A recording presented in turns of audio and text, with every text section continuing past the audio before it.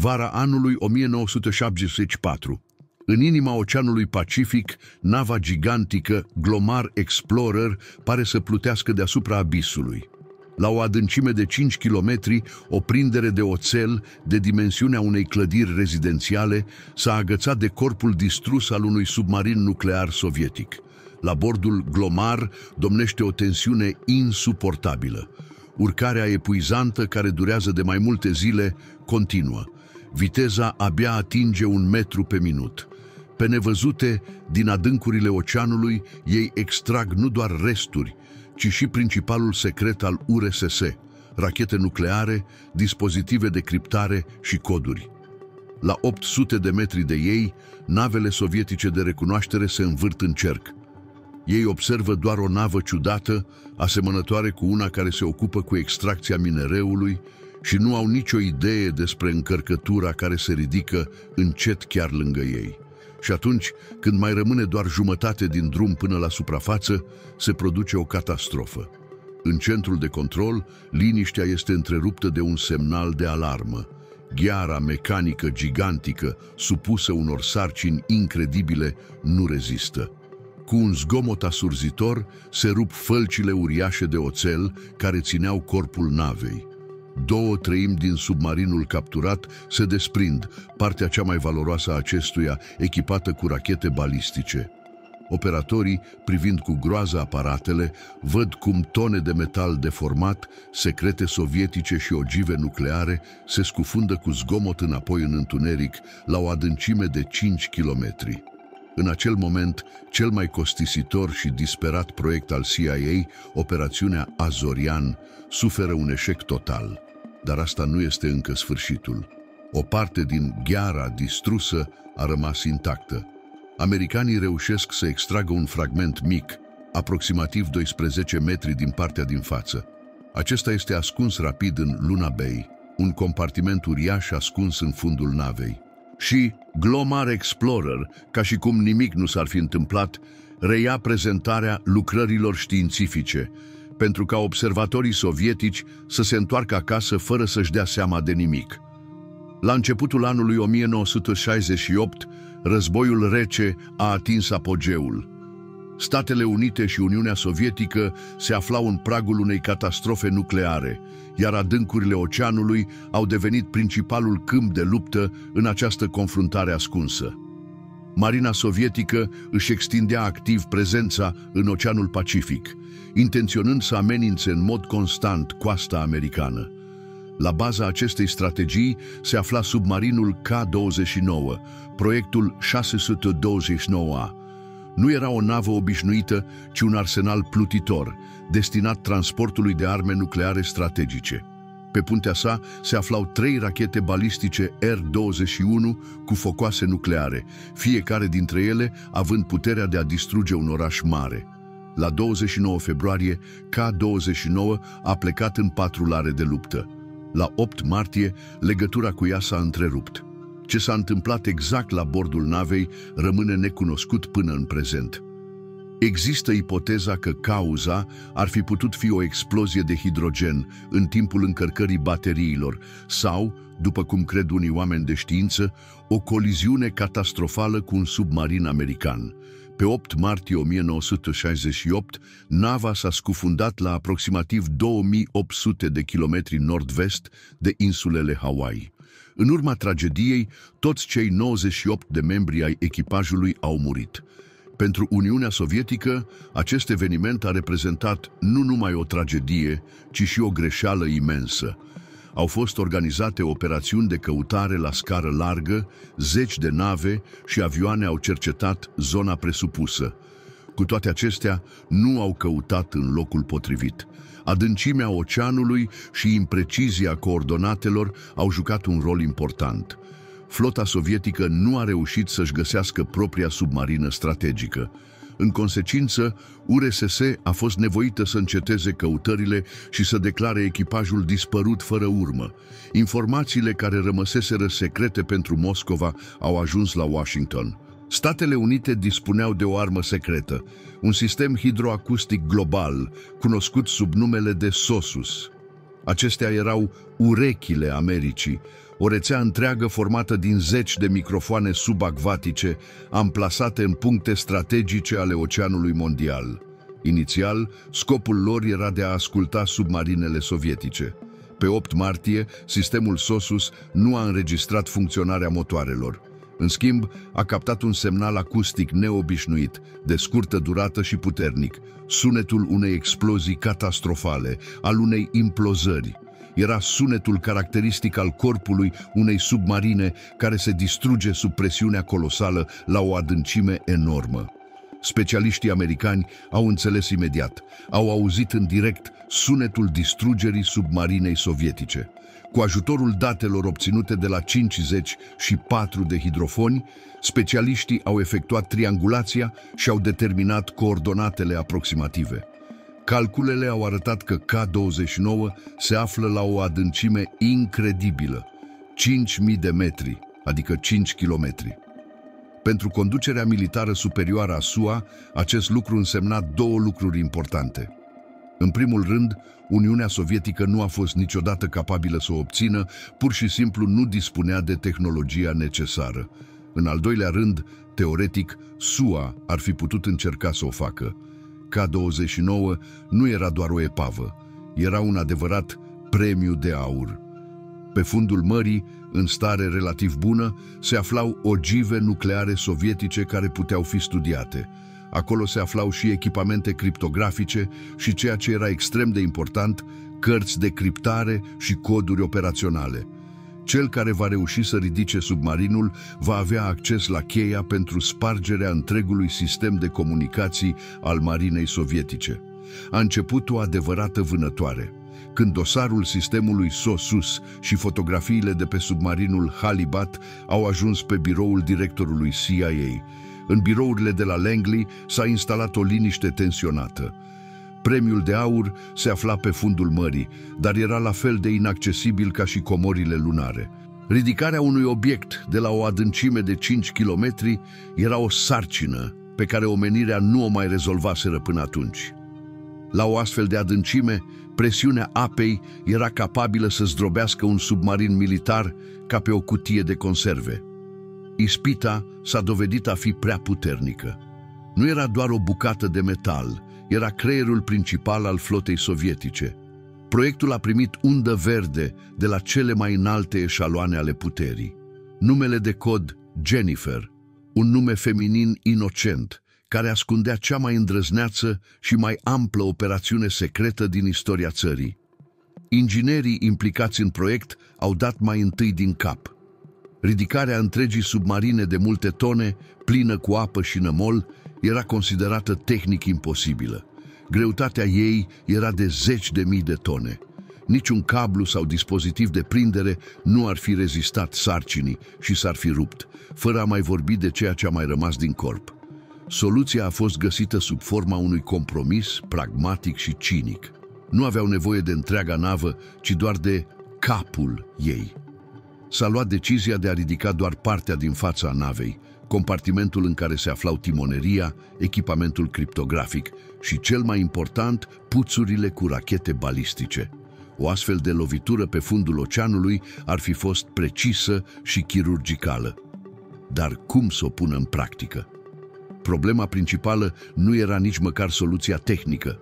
Problema principală era secretul. Cum să construiască o navă gigantică, fără precedent, pentru ridicarea submarinei, fără ca serviciile secrete sovietice să bănuiască ceva. Orice observație prin satelit, orice agent din port ar fi înțeles imediat că se construiește un obiectiv militar. Era nevoie de o legendă, o acoperire, dar nu una obișnuită, ci una cu adevărat genială. Trebuia să fie atât de extravagantă, atât de luxoasă și atât de nebunească, încât să fie crezută fără îndoială. Amploarea ei trebuia să depășească adevărul. În acel moment a intrat în scenă singura persoană de pe pământ care putea deveni figura reprezentativă pentru o aventură atât de îndrăzneață, misteriosul miliardar Howard Hughes. Howard Hughes era candidatul ideal pentru acest rol. La acea vreme, el nu mai fusese văzut în public de mulți ani, transformându-se într-un pusnic misterios. Reputația sa de geniu excentric, care cumpăra cazinouri în Las Vegas și se pasiona de proiecte nerealiste, făcea ca orice idee a sa, chiar și cea mai fantastică, să pară perfect plauzibilă. În cazul oricărei alte persoane, anunțul privind construirea unei nave pentru extragerea minereului de pe fundul mării ar fi stârnit râsete. Dar când Howard Hughes spunea asta, toți dădeau din cap și șușoteau. Bătrânul ăsta ciudat iar a pus la cale ceva neobișnuit. În secret, CIA a luat legătura cu Hughes, iar acesta a acceptat să îndeplinească această misiune. Companiei sale, Global Marine, i s-a acordat contractul pentru construirea navei de cercetare științifică Glomar Explorer. Obiectivul oficial anunțat lumii era la fel de strălucit pe cât era de înșelător: extragerea de concrețiuni de mangan, minereu, de pe fundul mării.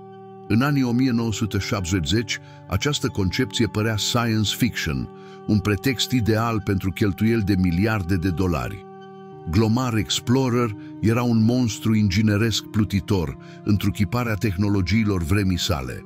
Cu un tonaj de aproape 900.000 de tone, era una dintre cele mai masive nave construite vreodată. Cu toate acestea, principalul său atu rămânea secret. În inima corpului navei, în locul fundului, se afla o uriașă mină ascunsă, Lunar Bay. În adâncurile navei, așteptându-și momentul, se afla un ghear mecanic gigant. Planul se baza pe doi factori secreți, cunoscuți doar unui grup restrâns de ingineri ai CIA. Primul care a fost pus în funcțiune a fost mecanismul de ridicare, numit Clementina, dar cunoscut ulterior sub numele de Gheara. Nu era un cârlig obișnuit, ci un păianjen gigant din oțel, cântărind 100 de tone, creat pentru a îndeplini o singură sarcină specifică: să coboare la o adâncime de 5 kilometri, să cuprindă cu grijă corpul corodat și fragil al submarinului și să-l țină. Dar cum să se transporte Claw la o adâncime atât de impresionantă? Cablurile nu ar fi putut suporta propria greutate. Soluția a fost găsită în industria petrolieră. Inginerii au proiectat o coloană de foraj colosală, un tub asamblat, format din mii de piese separate. Țevile trebuiau nu numai să parcurgă o distanță de 5.000 de metri, ci și să reziste sub greutatea corpului capturat. Fiecare secțiune a acestei țevi era o soluție inginerească complexă, capabilă să reziste la o presiune colosală. Următorul element era Lunar Bay, centrul Glomar Explorer. Era un doc subacvatic uriaș, situat chiar în inima navei. Ideea era extrem de îndrăzneață. Glomar se apropia de punctul de destinație. Prin Luna Bay, el cobora Claw pe fundul mării. Claw se agăța de partea din față a K-29 și aici începe cea mai uimitoare parte, începutul ridicării. Era necesar să se ridice fragmentul submarinului nu pe punte pentru a nu fi observat de sateliții spioni sovietici și de navele de recunoaștere care se puteau afla în apropiere. Fragmentul trebuia transportat în interiorul Glomaru, direct în Lunar Bay, sub apă.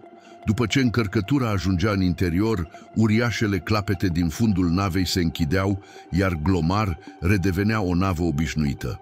Observatorii sovietici puteau să se apropie la distanță de tragere, puteau studia nava cu binoclul ore în șir, dar nu ar fi văzut nimic, în afară de americanii care pretindeau că caută mangan pe fundul mării. Încărcătura secretă ar fi fost deja ascunsă în siguranță în corpul de oțel al navei. Totul fusese gândit până la cele mai mici detalii, rămânea doar să fie pus în practică. Până în vara anului 1974, pregătirile pentru lansare erau finalizate. Proiectul, care anterior purta numele de cod Jennifer, a fost redenumit Azorian, probabil pentru a ascunde urmele, în cazul în care numele inițial devenea cunoscut unor persoane străine. Gigantul Glomar Explorer, întruchiparea ingineriei și a înșelăciunii CIA, a părăsit portul și s-a îndreptat către un punct secret din Oceanul Pacific. Joi, 4 iulie, nava a ajuns la destinație. La 5.000 de metri sub ea se ascundea premiul de aur. În centrul de control au început pregătirile pentru scufundarea navei Claw. Nu erau singuri. În curând, la orizont a apărut nava sovietică de recunoaștere Chajma. Scopul ei era să supravegheze această navă americană neobișnuită, care pretindea că urma să extragă ceva la o adâncime incredibilă. Legenda despre extragerea manganului a funcționat, dar nu a justificat speranțele. Comandamentul sovietic nu a crezut-o în niciun moment. Ei nu puteau înțelege cu ce se ocupau americanii, dar erau convinși că nu era vorba despre extragerea minereului. Chajma a fost în curând însoțită de nava Vityaz, mai puternică și mai modernă. Echipajul Glomaru s-a aflat în cea mai tensionată încercare din viața sa. Erau sub supraveghere constantă, 24 de ore din 24. Navele sovietice se apropiau de Glomar la o distanță periculoasă, uneori la doar 800 de metri. Orice mișcare pe puntea Glomar era înregistrată cu ajutorul unor dispozitive optice și cel mai probabil ascultată. Americanii s-au alăturat punerii în scenă. Au imitat zgomotos forarea, au așezat pe punte echipamente, pretins pentru cercetări științifice, au aruncat peste bord probe și au discutat activ pe canalele de comunicație deschise despre descoperiri geologice. Toate acestea făceau parte dintr-o înșelătorie la scară largă, menită să convingă observatorii că aici, deși era neobișnuit, se desfășurau totuși activități științifice civile. În același timp, ascunsă de ochii străinilor în Luna Bay, partea principală a operațiunii se apropia de momentul lansării. Noaptea, sub pretextul unor lucrări de foraj, operatorii au început scufundarea Cogotia. Această etapă era cea mai periculoasă. O clește gigant din oțel, format din mii de secțiuni de țevi, se scufunda încet în întuneric. Orice mișcare greșită, chiar și o lovitură ușoară asupra corpului scufundat în K-29, și totul s-ar fi putut termina cu o explozie catastrofală a rachetelor și torpilelor rămase. Operatorii, bazându-se doar pe datele sonarelor și camerelor de adâncime, au controlat cocte cu o precizie incredibilă. După câteva ore chinuitoare, s-a auzit semnalul prindere. Cleștii de oțel ai Clementinei s-au strâns pe corpul distrus al submarinului sovietic. Ridicarea a început. Un astfel de proces nu s-a mai întâlnit în istorie. Viteza de ridicare a fost limitată la o valoare minimă, nu mai mult de 1 metru pe minut. Nu era posibil să se ridice mai repede. Carena era prea fragilă și ruginită. Ridicarea de la o adâncime de 5 km trebuia să dureze câteva zile. Zile de tensiune continuă, în timp ce cercetătorii sovietici se aflau la doar câteva sute de metri de ei. Pe navele sovietice se observa o creștere a activității. Echipajele înregistrau zgomote ciudate, vibrații neobișnuite și activitate energetică anormală din partea Glomaru. Capitanii trimiteau rapoarte către cartierul general al flotei despre acțiuni necunoscute. Americanii au recurs la șiretlicuri pentru a ascunde eventualele resturi sau pete de ulei. Au efectuat o curățare vizibilă a zonei acvatice, pulverizând în jurul lor nori de petrol și făcând zgomot pentru a da vina pe funcționarea echipamentelor grele de foraj. Observatorii sovietici au remarcat fumul, agitația, au auzit zgomotul, dar nu au reușit să vadă Cogotia și încărcătura sa înfricoșătoare care se ridica încet din adâncuri. Totul se desfășura exact conform planului. Când mai rămăsese aproximativ jumătate din drum până la suprafață, când părea că succesul era deja aproape, tehnica a cedat. Din centrul de control s-a auzit un zgomot asurzitor, iar acul aparatelor care înregistrau greutatea încărcăturii a căzut instantaneu la zero. Gheara mecanică gigantică, supusă unei tensiuni supraomenești de câteva mii de tone, s-a fisurat. Una dintre leibele sale de oțel nu a rezistat și s-a rupt. S-a produs o catastrofă. 2/3 din corpul capturat al K-29, cea mai importantă parte a acestuia, care includea cabina de comandă și, ceea ce reprezenta cea mai mare amenințare, puțurile cu rachete balistice nucleare, s-au desprins. Cu un zgomot asurzitor, care, fără îndoială, a fost înregistrat de toate hidrofoanele din această zonă a oceanului, resturile s-au scufundat înapoi în abis pentru a se odihni pe fundul mării, la o adâncime de 5.000 de metri. Planul a eșuat.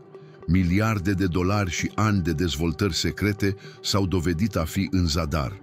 Totuși, acest lucru nu a marcat sfârșitul. În ciuda catastrofei, o parte din cogul avariat a supraviețuit. Când mecanismul distrus a fost ridicat în Lunar Bay, specialiștii au descoperit ceea ce a putut fi salvat. Era o bucată din partea din față, lungă de aproximativ 40 de picioare. În această bucată, printre noroi și ruine, au reușit să descopere cadavrele a 6 marinari sovietici. În apropiere se aflau 2 torpile, din fericire echipate cu focoase convenționale, nu nucleare. Și, cel mai important, au fost găsite echipamente criptografice și un fragment din documentația operațională. Nu era premiul cel mare, dar descoperirea s-a dovedit a fi importantă. Era necesar să se ascundă chiar și acest succes parțial. Compartimentul secret al submarinului era ascuns în siguranță în adâncurile Lunar Bay, trapa din fund fiind încuiată. Glomar Explorer a rămas în aceeași poziție. Pentru a nu trezi suspiciuni în rândul navelor sovietice, nava a continuat să manevreze încă câteva săptămâni, ca și cum ar fi efectuat cercetări științifice, și s-a prefăcut că nu s-a întâmplat nimic.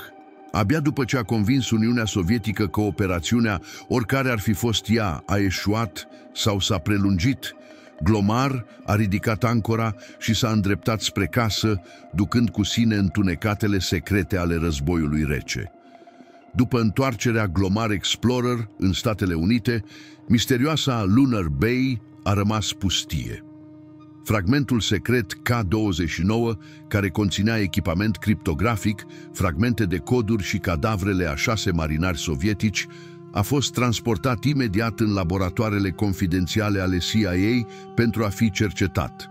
În cercurile guvernamentale americane, operațiunea Azorian a fost recunoscută ca una dintre principalele realizări tehnice ale războiului rece, chiar dacă a avut și câteva eșecuri. Cu toate acestea, păstrarea acestui secret s-a dovedit a fi mai dificilă decât ridicarea submarinului de la o adâncime de 5 kilometri. În 1975 au început primele scurgeri de informații. Ca de obicei, în astfel de situații, sursele au fost angajații care au participat direct la proiect. Povestea era prea senzațională pentru a putea fi ascunsă mult timp. Știrea senzațională despre ridicarea submarinului a fost publicată pentru prima dată de revista New York Times. Lumea a fost șocată. Cu toate acestea, CIA era pregătită pentru acest lucru. A fost lansată o legendă de acoperire. Agenția a emis o declarație oficială în care se afirma că știrea despre ridicarea submarinului sovietic era doar o speculație, iar Glomar Explorer era o navă obișnuită, destinată extracției minereului de mangan. Oamenii, obișnuiți cu comportamentul neobișnuit al lui Howard Hughes, au crezut mai degrabă povestea despre un miliardar nebun care căuta minereu decât într-o conspirație spionistică complicată. În același an, 1975, a izbucnit un adevărat scandal. Un grup de hackeri care a pătruns în birourile lui Hughes a găsit și a furat documente care aveau legătură directă cu operațiunea Azorian. După ce aceste documente au devenit publice, CIA nu a mai putut tăcea despre ceea ce se întâmpla. Guvernul SUA a fost nevoit să recunoască existența proiectului.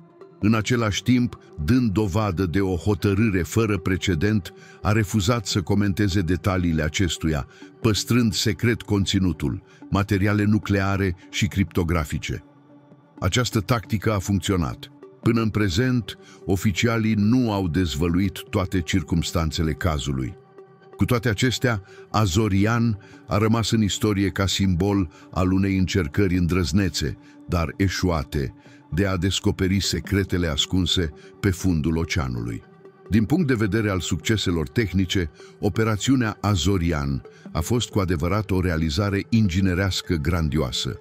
Construcția Glomar Explorer și dezvoltarea Claw, capabilă să funcționeze la o adâncime de 5 km, au schimbat în mod revoluționar concepția noastră despre posibilitățile de lucru în condiții de adâncime mare.